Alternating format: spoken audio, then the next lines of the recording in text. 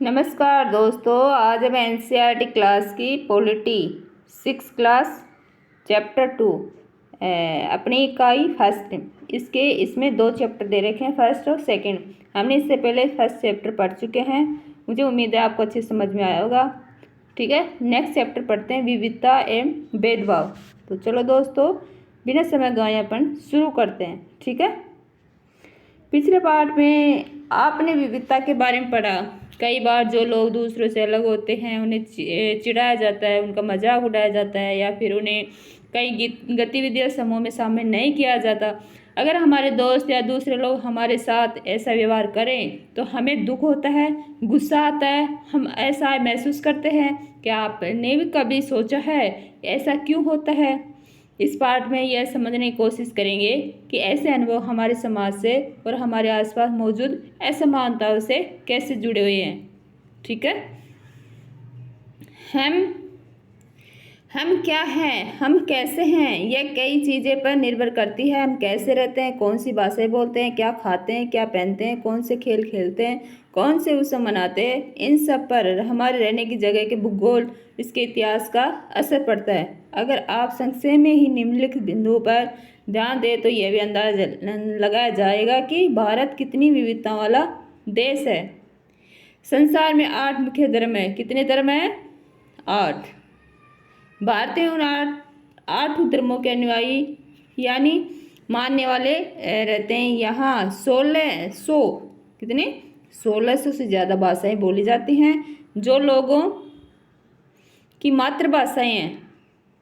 ठीक है, यहाँ 100 से भी ज़्यादा तरह के नृत्य किए जाते हैं। ये विविधता हमेशा खुश होने का कारण नहीं बनती है। हम उन लोगों के साथ सुरक्षित हैं, आश्वस्त महसूस करते हैं जो हमारी तरह दिखते हैं, बात करते हैं, कपड़े पहनते हैं, हमारी तरह सोचते हैं। कभी कभी जब हम ऐसे लोगों से मिलते हैं जो हमसे बहुत भिन्न होते हैं तो हमें वे बहुत अजीब और अपरिचित लग सकते हैं। कई बार हम समझ ही नहीं पाते या जान ही नहीं पाते कि ये हमसे अलग क्यों हैं। लोग हम अपने से अलग दिखने वालों के बारे में खास तरह की राय बना लेते हैं। ठीक है, इनमें से कुछ कथन ग्रामीण लोगों को अज्ञानी की तरह देखते हैं, जबकि शहर में रहने वाले लोगों को आलसी, सिर्फ पैसे से सरोकार रखने वालों की तरह देखते हैं। जब हम किसी के बारे में पहले से कोई राय बना लेते हैं और उसे हम अपने दिमाग में बिठा लेते हैं तो वह पूर्वाग्रह उसके बारे में पूर्वाग्रह का रूप ले लेती है। ज़्यादातर यह राय नकारात्मक होती है, जैसा कि कथनों में दिया गया है। लोगों को आलसी या कंजूस मानना भी पूर्वाग्रह है। जब हम ये सोचने लगते हैं कि किसी काम को करने का कोई एक तरीका ही सबसे अच्छा और सही है तो हम अक्सर दूसरों की इज्जत नहीं कर पाते जो उसी काम को दूसरी तरह से करना पसंद करते हैं। उदाहरण के लिए, अगर हम सोचें कि अंग्रेजी सबसे अच्छी भाषा है और दूसरी भाषाएं महत्वपूर्ण नहीं है तो हम अन्य भाषाओं को बहुत नकारात्मक रूप से देखेंगे। परिणाम स्वरूप हम उन लोगों की शायद इज्जत नहीं कर पाएंगे जो अंग्रेजी के अलावा अन्य भाषाएं बोलते हैं। हम कई चीज़ों के बारे में पूर्वाग्रही हो सकते हैं। लोगों के धार्मिक विश्वास, उनकी चमड़ी का रंग, जिस क्षेत्र में से आते हैं, जिस तरह से बोलते हैं, जैसे कपड़े पहनते हैं इत्यादि, अक्सर दूसरों के बारे में बनाए गए हमारे पूर्वाग्रह इतने पक्के होते हैं कि हम उनसे दोस्ती नहीं करना चाहते। इस वजह से कई बार हमारा व्यवहार ऐसा होता है कि हम उन्हें दुख पहुंचा देते हैं। ठीक है, जैसे आपने पढ़ा पूर्वाग्रह, तो चलो दोस्तों इस पूर्वाग्रह के बारे में डिटेल से पढ़ते हैं। पूर्वाग्रह उन कथनों को देखिए जो आपको ग्रामीण एवं शहरी लोगों के बारे में सही लगे। जिन कथनों से आप सहमत हैं उन पर निशान लगाइए। क्या आपके दिमाग में ग्रामीण या शहरी लोगों को लेकर किसी प्रकार पूर्वाग्रह है? क्या दूसरों के दिमाग में भी ये पूर्वाग्रह हैं? लोगों के दिमाग में ये पूर्वाग्रह क्यों होते हैं? जिन पूर्वाग्रह को आपने अपने आसपास महसूस किया है उनकी एक सूची बनाइए। पूर्वाग्रह लोगों के व्यवहार को कैसे प्रभावित करते हैं? ग्रामीण लोग आधे से ज़्यादा भारतीय गांव में रहते हैं। गांव के लोग आधुनिक प्रौद्योगिकी का इस्तेमाल करना पसंद नहीं करते हैं। फसल की बुआई कटाई के समय परिवार के लोग खेतों में 12 से 14 घंटे तक काम करते हैं। ग्रामीण लोग काम की तलाश में शहरों की ओर स्थानांतर करने को बाध्य होते हैं। शहरी जीवन बड़ा आसान होता है। यहाँ के लोग बिगड़े हुए और आलसी होते हैं। शहरों में लोग अपने परिवार के सदस्यों के साथ बहुत कम समय बिताते हैं। शहरी लोग केवल पैसे की चिंता करते हैं, लोगों की नहीं। शहरों में रहना बहुत महंगा पड़ता है। लोगों की कमाई का एक बहुत बड़ा हिस्सा किराए और आने जाने में खर्च होता है। लड़के और लड़कियों भेदभाव। लड़के और लड़कियों में भेदभाव। समाज में लड़के लड़कियों में कई तरह से भेदभाव किया जाता है। हम सभी इस भेदभाव से परिचित हैं। एक लड़का या लड़की होने का अर्थ क्या होता है? आप में से कई लोग कहेंगे हम लड़के या लड़की की तरह जन्म लेते हैं, यह तो ऐसे ही होता है, इसमें सोचने वाली क्या बात है? आइए देखें क्या सच्चाई यही है। नीचे दिए कथनों की सूची में तालिका को भरिए। अपने उत्तर के कानों पर चर्चा कीजिए। वे बहुत ही सुशील हैं। उनका बात करने का तरीका बड़ा और सौम्य और मधुर है। वे शारीरिक रूप से बलिष्ठ हैं। वे शरारती हैं। वे नृत्य करने और चित्रकारी में निपुण हैं। वे रोते नहीं हैं। वे उद्यमी हैं। वे खेल में निपुण हैं। वे खाना पकाने में निपुण हैं। वे मतलब ये दर्शा रहे हैं कि इनमें कौन कौन सी लड़कियों के वो हैं संकेत और लड़कों के कौन से हैं। तो आपको ऐसा लगता है तो बता सकते हो कि लड़का जैसे वे बहुत सुशील हैं, ये किसके बारे में कहा जाता है? उनका बात करने का तरीका बड़ा सौम्य और मधुर है, ये किसके बारे में कहा जाता है? वे शारीरिक से बलिष्ठ होते हैं, ये किसके बारे में? वे शरारती हैं, वे किसके बारे में? वे नृत्य करने चित्रकार में निपुण है, ये किसके बारे में? वे रोते नहीं है, ठीक है। वे उद्यमी है, वे खेल में निपुण है, वे खाना पकाने में निपुण है, वे भावुक है, ठीक है। जिस तरह से ये समाज में प्रचलन में है, उसी तरह बच्चे को भी यही सिखाया जाता है कि शायद ये उनके दिमाग में एक जैसे अभी हमने पढ़ा पूर्वाग्रह, ये एक तरह का पूर्वाग्रह ही है, ठीक है। लोग तरह तरह की बातें करते हैं। मैं लड़ाता हूँ, मैं लंगड़ाता हूँ, मेरी बोली लड़खड़ाती है। इसके अलावा और भी बहुत कुछ कमी। मैं उदास हो जाता हूँ तो कभी दुखी। लोग मेरा मजाक उड़ाते हैं, यह नई बात नहीं है। अगर तुम मेरी जगह होते तो क्या करते? तुम दूसरों से कितनी अलग दिखती हो। मैं एक इंसान हूँ, मुझे शर्म आती है। गुड़ती आंखों से मैं छिप जाना चाहती हूँ। क्या उसका दिमाग सही है? सिर्फ इसलिए कि मेरी टांगें डगमगाती हैं। लोग सोचते हैं कि मेरा दिमाग भी डगमगाता है। मतलब ये लोगों की एक फीलिंग्स के बारे में बता रहे हैं। ऊपर के चित्र में जो बच्चे हैं उन्हें पहले विकलांग कहा जाता था। इस शब्द को बदलकर आज उनके लिए जो शब्द प्रयोग किए जाते हैं वे हैं खास ज़रूरतों वाले बच्चे। उनके बारे में लोग पूर्वाग्रह को यहाँ बड़े अक्षरों में दिया गया है, साथ में उनकी अपनी भावनाएं विचार भी दिए गए हैं। ये बच्चे अपने से जुड़ी रूढ़िबद्ध धारणाओं के बारे में क्या कह रहे हैं और क्यों, इस पर चर्चा कीजिए। आपकी राय में क्या खास ज़रूरतों वाले बच्चों को सामान्य स्कूल में पढ़ना चाहिए या उनके लिए अलग स्कूल होने चाहिए? अपने जवाब के पक्ष में तर्क दीजिए। अगर हम इस कथन को ले कि वे रोते नहीं, तो आप देखेंगे यह गुण आमतौर पर लड़कों या पुरुषों के साथ जोड़ा गया। जो हमने पहले पढ़ा था, अभी इंडेक्स में देख के आए हैं, वो यही दर्शा रहे हैं। बचपन में जब लड़कों को गिर जाने पर चोट लग जाती थी तो माता पिता एवं परिवार के अन्य सदस्य अक्सर यह कहकर चुप कराते हैं कि रो मत। मतलब लड़कों को कहा जाता है कि रो मत, तुम तो लड़के हो। लड़के बहादुर होते हैं, रोते नहीं हैं। जैसे जैसे बच्चे बड़े होते जाते हैं वे विश्वास करने लगते हैं कि लड़के रोते नहीं हैं। यहाँ तक कि अगर किसी लड़के को रोना आ भी जाए तो वह अपने आप को रोक लेता है। लड़का यह मानने लगता है कि रोना कमजोरी की निशानी है। हालांकि लड़कों लड़कियों दोनों का कभी कभी रोने का मन करता है, खासकर जब उन्हें गुस्सा आए या दर्द हो। लेकिन बड़े होने तक लड़के सीख जाते हैं या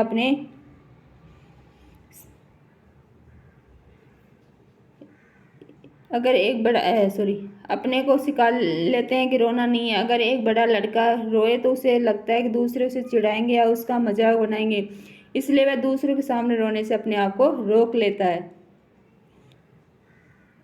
हम लगातार यह सुनते रहते हैं कि लड़के ऐसे होते हैं, लड़कियां ऐसी होती हैं। समाज की मान्यताओं को हम बिना सोचे समझे मान लेते हैं। हम विश्वास कर लेते हैं कि हमारा व्यवहार उनके अनुसार ही होना चाहिए। हम सभी लड़कों लड़कियों को एक उसी छवि के अनुरूप देखना चाहते हैं। रूढ़िबद्ध धारणाएं रूढ़िबद्ध धारणाएं बनाना। जब हम सभी लोगों को एक ही छवि में बांध देते हैं या उनके बारे में पक्की धारणा बना लेते हैं तो उसे रूढ़िबद्ध धारणा कहते हैं। कई बार हम किसी खास देश, धर्म, लिंग के होने के कारण किसी को कंजूस, अपराधी या बेवकूफ़ ठहराते हैं। ऐसा दरअसल उनके बारे में मन में एक पक्की धारणा बना लेने के कारण होता है। हर देश, धर्म आदि में हमें कंजूस, अपराधी, बेवकूफ़ लोग मिल ही जाते हैं, सिर्फ इसलिए कि कुछ लोग उस समय में वैसे हैं। पूरे समूह के बारे में ऐसी राय बनाना वाजिब नहीं है। इस प्रकार की धारणाएं हमें प्रत्येक इंसान को एक अनोखे और अलग व्यक्ति की तरह देखने से रोक देती हैं। हम नहीं देख पाते कि उस व्यक्ति के अपने कुछ खास गुण और क्षमताएं हैं जो दूसरों से अलग हैं। रूढ़िबद्ध धारणाएं बड़ी संख्या लोगों को एक ही प्रकार के खांचे में जड़ देती हैं। जैसे माना जाता है कि हवाई जहाज उड़ाने का काम लड़कियां नहीं कर सकती। इस धारणाओं का असर हम सब पर पड़ता है। कई बार ये धारणाएं हमें ऐसे काम करने से रोकती हैं जिनको करने की काबिलियत शायद हमसे हो। असमानताएं, भेदभाव तब होता है जब लोग पूर्वाग्रह रूढ़िबद्ध हमने पढ़ चुके हैं पूर्वाग्रह रूढ़िबद्ध क्या होता है। रूढ़िबद्ध धारणाओं के आधार पर व्यवहार करते हैं। अगर आप लोगों को नीचा दिखाने के लिए कुछ करते हैं, अगर आप उन्हें कुछ गतिविधियों में भाग लेने से रोकते हैं, किसी खास नौकरी को करने से रोकते हैं या किसी मोहल्ले में रहने नहीं देते हैं, एक ही कुएं या हैंडपंप से पानी नहीं लेने देते और दूसरों द्वारा इस्तेमाल किए जा रहे कप या गिलास में चाय नहीं पीने देते, तो इसका मतलब है कि आप उनके साथ भेदभाव कर रहे हैं। भेदभाव कई कारणों से हो सकता है। आप याद करें कि पिछले पाठ में समीर 1 और समीर 2 एक दूसरे से बहुत भिन्न थे। उदाहरण के लिए उनका धर्म अलग था। यह विविधता का एक पहलू है। यह भेदभाव का कारण भी बन सकता है। ऐसा तब होता है जब लोग अपने से भिन्न प्रथाओं और रिवाजों को निम्न कोटि का मानते हैं। दोनों समीरों में एक और अंतर उनकी आर्थिक पृष्ठभूमि का था। समीर 2 गरीब विविधता का पहलू नहीं, यह तो असमानता है। बहुत लोगों के पास अपने खाने, कपड़े और घर की मूल जरूरतों को पूरा करने के लिए साधन और पैसे नहीं होते। इस कारण दफ्तरों, अस्पतालों, स्कूलों आदि में उनके साथ भेदभाव किया जाता है। कुछ लोगों को विविधता और असमानता पर आधारित दोनों ही तरह के भेदभाव का सामना करना पड़ता है।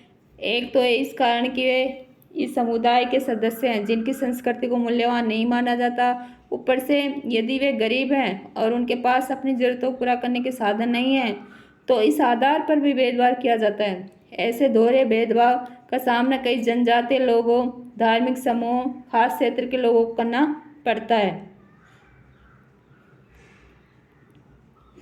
कुछ मुसलमानों के बारे में यह आम रूढ़िबद्ध धारणा है कि वे लड़कियों को पढ़ाने में रुचि नहीं लेते, इसलिए उन्हें स्कूल नहीं भेजते। जबकि अध्ययन यह दिखा रहे हैं कि मुसलमानों की गरीबी इसका एक महत्वपूर्ण कारण है। गरीबी की वजह से ही वे लड़कियों को स्कूल नहीं भेज पाते या स्कूल से जल्दी निकाल देते हैं। जहाँ पर भी गरीबों तक शिक्षा पहुँचाने प्रयास किए गए हैं वहाँ मुस्लिम समुदाय के लोगों ने अपनी लड़कियों को स्कूल भेजने में रुचि दिखाई। उदाहरण के तौर पर केरल में स्कूल प्राय घर के पास है। सरकारी बस की सुविधा बहुत अच्छी है जिससे ग्रामीण क्षेत्रों में शिक्षकों को स्कूल पहुँचने में मदद मिलती है। जिनमें 60% से अधिक 60% से ज़्यादा महिला शिक्षक हैं। इन सभी कारकों ने बहुत सारे गरीब परिवार के बच्चों को स्कूल जाने में मदद की है, वे जिनमें मुसलमान लड़कियां भी शामिल हैं। दूसरे राज्यों में जहां ऐसे प्रयास नहीं किए गए वहां गरीब परिवार के बच्चों को स्कूल जाने में मुश्किल आती है, चाहे वे मुसलमान हो, जनजातीय हों या अनुसूचित जाति के हों। जाहिर है कि मुसलमान लड़कियों की स्कूल से गैर हाजिरी का कारण धर्म नहीं, गरीबी है।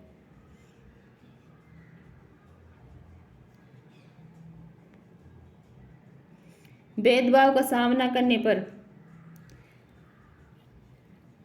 अपनी आजीविका चलाने के लिए लोग अलग अलग तरह के काम करते हैं, जैसे पढ़ाना, बर्तन बनाना, मछली पकड़ना, बढ़ईगिरी, खेती, बुनाई इत्यादि। लेकिन कुछ कामों को दूसरे के मुकाबले अधिक महत्वपूर्ण माना जाता है। सफाई करना, कपड़े धोना, बाल काटना, कचरा उठाना जैसे कामों को समाज में कम महत्व का माना जाता है। इसलिए जो लोग इन कामों को करते हैं उनको गंदा और अपवित्र माना जाता है। यह जाति व्यवस्था का एक बड़ा ही महत्वपूर्ण पहलू है। जाति व्यवस्था में लोगों के समूह को एक तरह की सीढ़ी के रूप में रखा गया है, जिसमें एक जाति दूसरी जाति के ऊपर या नीचे थी। जिन्होंने अपने आप को इस पीढ़ी में सबसे ऊपर रखा, उन्होंने अपने को ऊंची जाति का और उत्कृष्ट ठीक है उत्कृष्ट कहा। जिन समूहों को इस पीढ़ी के तले में रखा गया उनको अछूत और अयोग्य कहा गया। जाति प्रथा के नियम एकदम निश्चित थे। इन अछूतों को दिए गए काम के अलावा और कोई काम करने की इजाज़त नहीं थी। उदाहरण के लिए कुछ समूहों को सिर्फ कचरा उठाने और मरे हुए जानवरों को गांव से हटाने की इजाज़त थी। जिन्हें ऊंची जाति के लोगों के घर में घुसने, गांव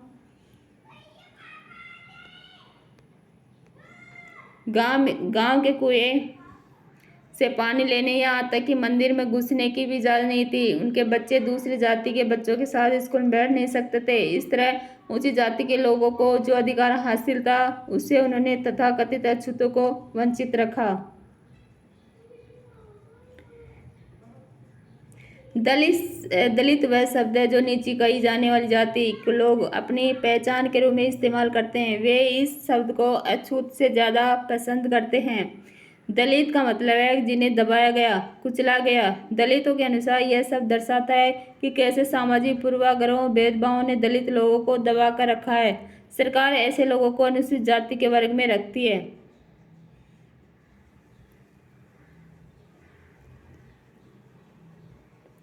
रूढ़िबद्ध धारणाओं में भेदभाव में क्या अंतर है? आपके अनुसार जिस व्यक्ति के साथ भेदभाव होता है उसे कैसा महसूस होता है? अगले पृष्ठ पर हम देखेंगे कैसे भारत की एक मशहूर हस्ती को भेदभाव का सामना करना पड़ा था। यह भाग हमें यह समझने में मदद करेगा कि कैसे जाति के तहत बहुत बड़ी संख्या में लोग भेदभाव के शिकार हुए हैं। भारत के महान नेता डॉक्टर भीमराव अंबेडकर ने जाति व्यवस्था पर आधारित भेदभाव के अपने अनुभवों के बारे में लिखा है। यह अनुभव उनको 1901 में हुआ था। वे जब केवल 9 साल के थे। वे महाराष्ट्र में कोरेगांव में अपने भाइयों के साथ पिता से मिलने गए थे। बड़ी देर हमने इंतजार किया पर कोई नहीं आया। 1 घंटा बीत गया तो स्टेशन मास्टर पूछने आ गए। उन्होंने हमसे हमारे टिकट मांगे तो हमने दिखा दिए। उन्होंने पूछा कि हम वहाँ क्यों रुके थे। हमने बताया कि हमें कोरेगांव जाना था और हम पिताजी या उनके नौकर के आने का इंतजार कर रहे थे, लेकिन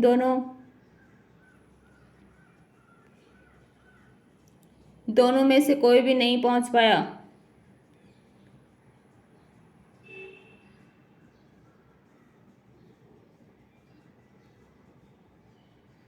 दोनों में से कोई नहीं पहुंच पाया था और हमें पता नहीं था कि कोरेगांव कैसे पहुंचते हैं। हमने बहुत अच्छे कपड़े पहन रखे थे। हमारे कपड़ों और बोली से कोई भी यह अंदाज नहीं लगा सकता था कि हम अछूतों के बच्चे थे। निश्चय स्टेशन मास्टर को यह लगा कि हम ब्राह्मण बच्चे हैं और वे हमारी मुश्किल को देखकर बड़े परेशान हुए, जैसा कि हिंदुओं में होता ही है। स्टेशन मास्टर ने हमसे पूछा कि हम कौन हैं। बिना एक पल भी सोचे मेरे मुंह में निकल गया कि हम महार हैं। बम्बई प्रांत में महार समुदाय को अछूत माना जाता था। उनको एकदम से धक्का लगा। वे बहुत चंगे रह गए। उनके चेहरे पर अचानक परिवर्तन हुआ। हमने देख लिया कि एक अजीब सी घृणा की भावना उन पर हावी हो गई थी। उन्होंने जैसे ही मेरा जवाब सुना वे अपने कमरे में वापस चले गए और हम वहीं के वहीं खड़े रह गए। 15-20 मिनट बीत गए। सूरज बिल्कुल छिप सा गया था। पिताजी आए नहीं थे और न ही उनका नौकर, और अब स्टेशन मास्टर भी हमें छोड़कर चले गए थे। हम काफ़ी घबराए हुए थे। यात्रा के शुरू में जो खुशी और उत्साह की भावना थी उनकी जगह अब अत्यधिक उदासी ले ली थी। आधे घंटे के बाद स्टेशन मास्टर लौट कर आए तो पूछा कि हम क्या करने की सोच रहे हैं। हमने कहा कि अगर हमें किराए पर एक बैलगाड़ी मिल जाती तो हमें कोरेगांव जा सकते थे। अगर कोरेगांव ज़्यादा दूर नहीं हो तो हम फ़ौरन निकलना चाहते थे। वहाँ किराए पर कई बैलगाड़ियाँ चल रही थी, लेकिन मैंने स्टेशन मास्टर को जो जवाब दिया था कि हम महार हैं उसका पता सबको चल गया था। कोई भी गाड़ी वाहन अछूत वर्ग की सवारी को ले जाकर अपने आप को गंदा और नीचा नहीं बनाना चाहता था। हम दुगुना किराया देने को तैयार थे, पर हमें एहसास हुआ कि बात पैसे से नहीं बन सकती। स्टेशन मास्टर जो हमारे लिए गाड़ी वालों से मोल तोल कर रहे थे चुपचाप खड़े हो गए। समझ नहीं आ रहा था कि क्या करे। Doctor Bhimrao Ambedkar writing and speeches, खंड 12, संपादन वसंत मोहन, मुंबई, शिक्षा विभाग, महाराष्ट्र सरकार।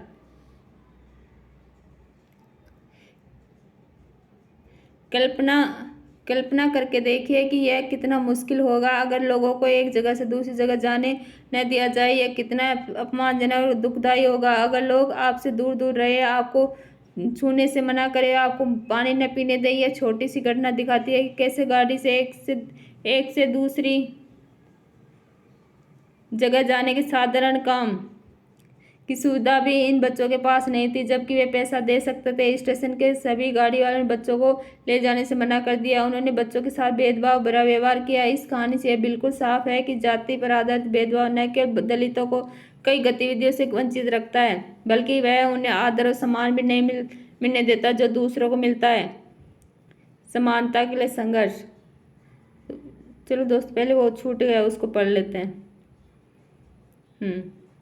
डॉक्टर भीमराव अम्बेडकर 1891 से 1956 को भारतीय संविधान के पिता, दलितों के सबसे बड़े नेता के रूप में जाना जाता है।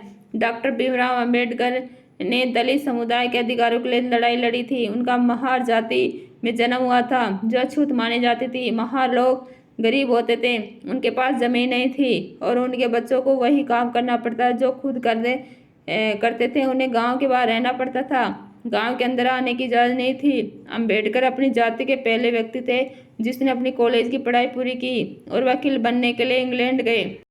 दलितों को अपने बच्चों को स्कूल कॉलेज भेजने के लिए प्रोत्साहित किया। दलितों से अलग अलग तरह की सरकारी नौकरी करने को कहा ताकि वे जाति व्यवस्था से बाहर निकल पाएं। दलितों के मंदिर में प्रवेश के लिए जो कई प्रयास किए जा रहे थे उनका अंबेडकर ने नेतृत्व किया। उन्हें ऐसे धर्म की तलाश की जो सबको समान निगाह से देखे। जीवन में आगे चलकर उन्हें धर्म परिवर्तन करके बौद्ध धर्म को अपनाया। उनका मानना था कि दलितों को जाति प्रथा के खिलाफ अवश्य लड़ना चाहिए और ऐसा समाज बनाने की तरफ काम करना चाहिए जिससे सबकी इज्जत हो, न कि कुछ ही लोगों की।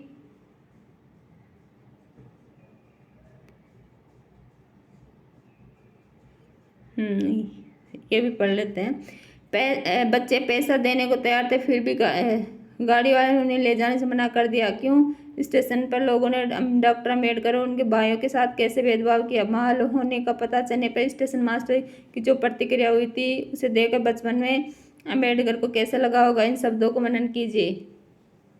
क्या आपको कभी अपने प्रति लोगों को पूर्वाग्रह का अनुभव हुआ है या आपने दूसरों प्रति भेदभाव भरे व्यवहार को देखा है? उससे आपको कैसे महसूस किया होगा?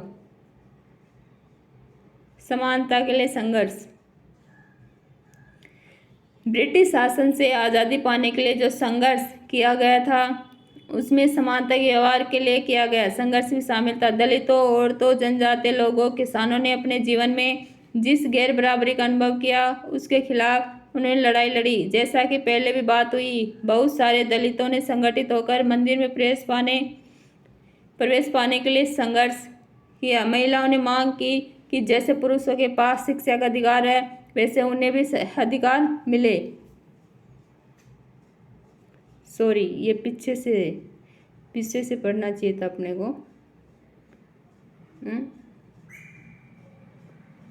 अच्छा, हाँ यही है। वैसे उन्हें भी अधिकार मिले। किसानों, दलितों ने अपने आप को जमींदारों और उनकी ऊंची ब्याज की दर से छुटकारा दिलाने के लिए संघर्ष किया। 1947 में भारत जब आज़ाद हुआ और एक राष्ट्र बना तो हमारे नेताओं ने समाज में व्याप्त कई तरह की असमानताओं पर विचार किया। संविधान को लिखने वाले लोग भी इस बात से अवगत थे कि हमारे समाज में कैसे भेदभाव किया जाता है और लोगों ने उसके खिलाफ किस तरह संघर्ष किया है।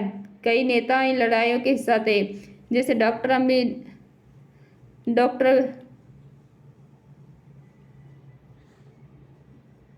अम्बेडकर। इसलिए नेताओं ने संविधान में ऐसी दृष्टि और लक्ष्य रखा जिसे भारत के सभी लोग बराबर माना चाहिए। समानता को एक अहम मूल्य की तरह माना गया, जो हम सभी को एक भारतीय के रूप में जोड़ती है। प्रत्येक व्यक्ति को समान अधिकार, समान अवसर प्राप्त है। अस्पृश्यता यानी छुआछूत को अपराध की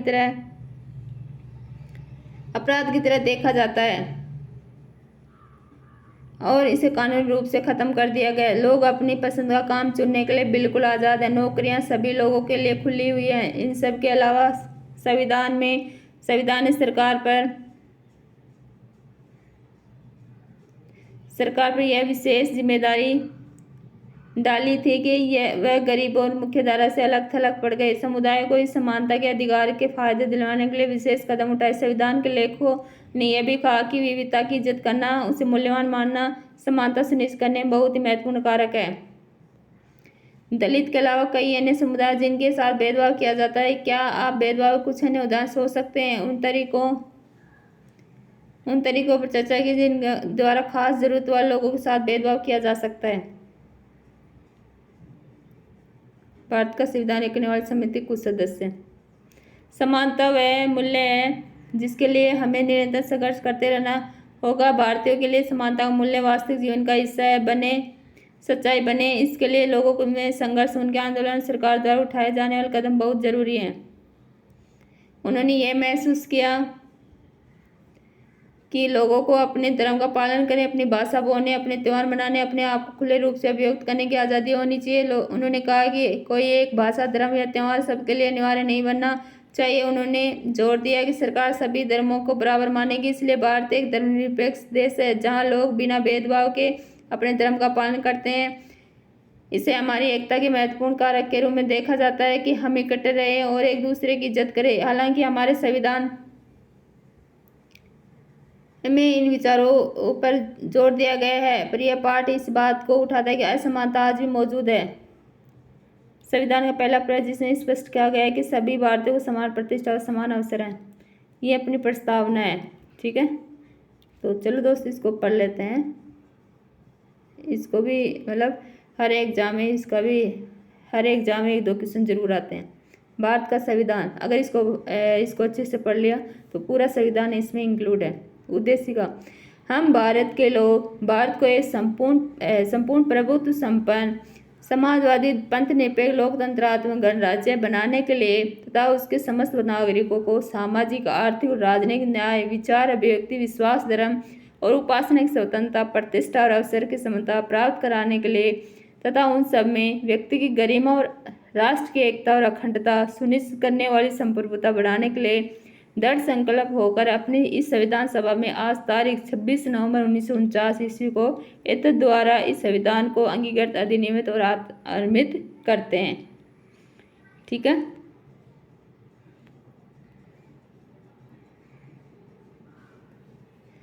संविधान दोस्तों क्लियर नहीं दिख रहा, ठीक है। संविधान मतलब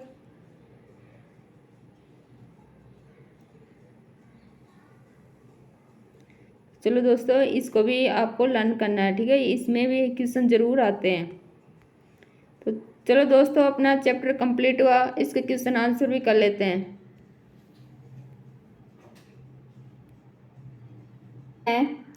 निम्नलिखित कथनों का मेल कराइए। रूढ़िबद्ध धारणाओं को कैसे चुनौती दी जा रही है, इस पर चर्चा कीजिए। तो इसको मिलान करना है, ठीक है। हाँ, दो डॉक्टर खाना खाने बैठे थे और उनमें से एक ने मोबाइल पर फ़ोन करके, आपको मिलाना है, मोबाइल पे फ़ोन करके आप हाँ एक मिनट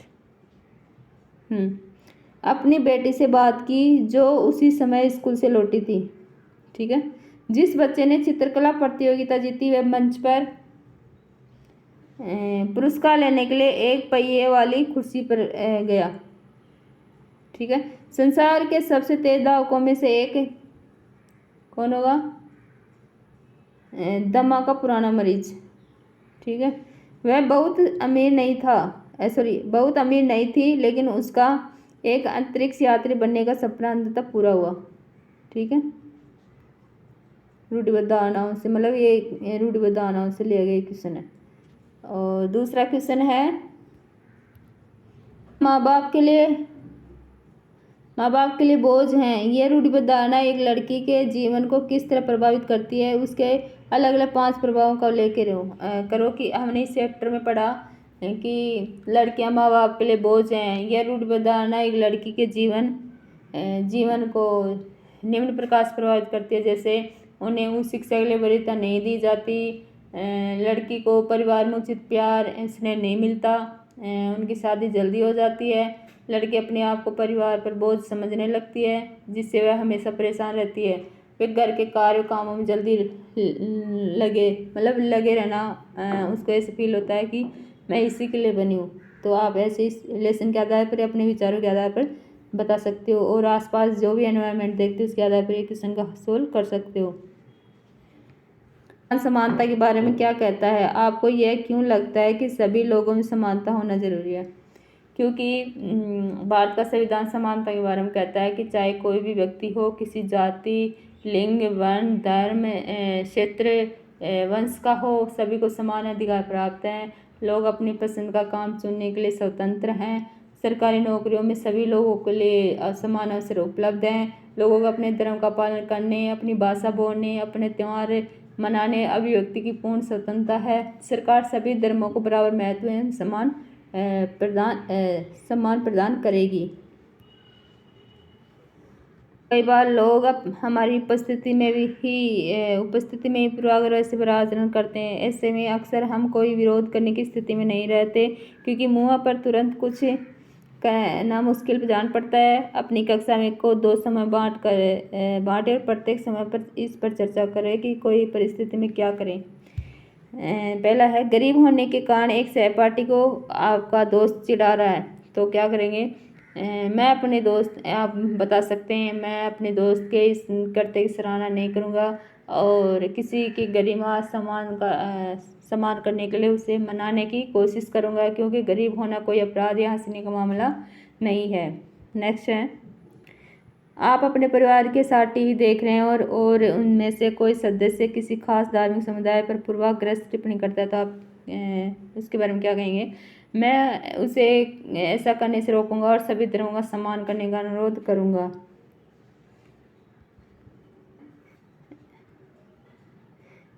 आपकी कक्षा के बच्चे एक लड़की के साथ मिलकर खाना खाने से इनकार कर देते हैं, क्योंकि वे सोचते हैं कि वह गंदी है। मैं उसे ऐसा करने से रोकूंगा। मैं अपने हाँ, इसके लिए ऐसे कह सकते हो, मैं अपने सहपाठियों को उसके साथ दोस्ताना व्यवहार करने का सुझाव दूंगा, क्योंकि वह कक्षा का सदस्य भी है। ठीक है। समुदाय के खास उच्चारण का मजाक उड़ाते हुए कोई आपको चुटकुला सुनाता है। मैं इस प्रकार के मजाक में कोई सक्रिय भागीदारी या भागीदार नहीं दूंगी, क्योंकि वहाँ से चला जाऊँगा। ठीक है।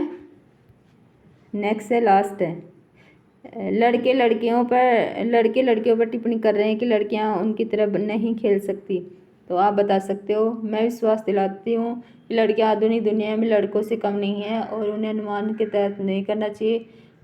कल्पना चावला जैसे, सुनीता विलियम्स इसके कुछ उदाहरण हैं। तो लड़कियां भी बहुत कुछ कर सकती हैं। ठीक है। तो चलो दोस्तों, अपना चैप्टर कंप्लीट हुआ और मुझे उम्मीद है आपको अच्छे समझ में आया होगा। क्वेश्चन सोल्यूशन भी आपको समझ में आया होगा। इसको 1 बार 2 बार ज़रूर पढ़ना, आपको अच्छे से समझ में आ जाएगा और ये हर एग्ज़ाम में इसका क्वेश्चन ज़रूर आता है। तो चलो दोस्तों, नेक्स्ट चैप्टर नेक्स्ट टाइम पढ़ें। तो थैंक यू।